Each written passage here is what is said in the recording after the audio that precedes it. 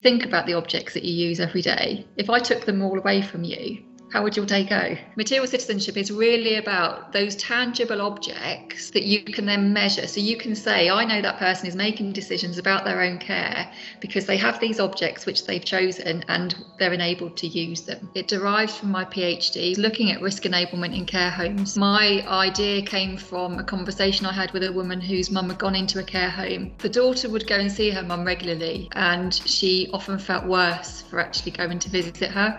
It wasn't a pleasant experience.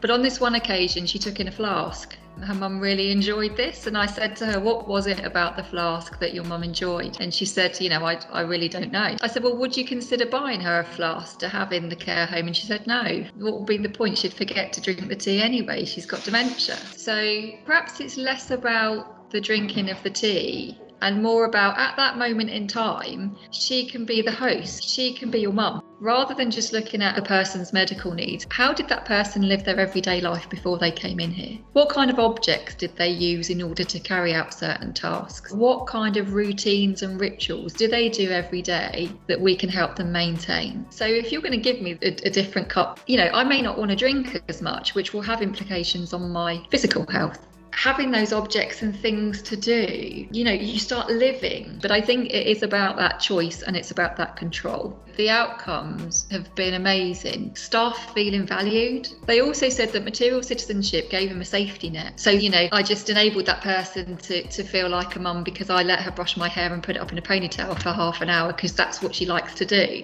So they could then enable people to do things because they could say, we're working to this framework. So it kind of protected them as well to be able to deliver the care that they wanted to.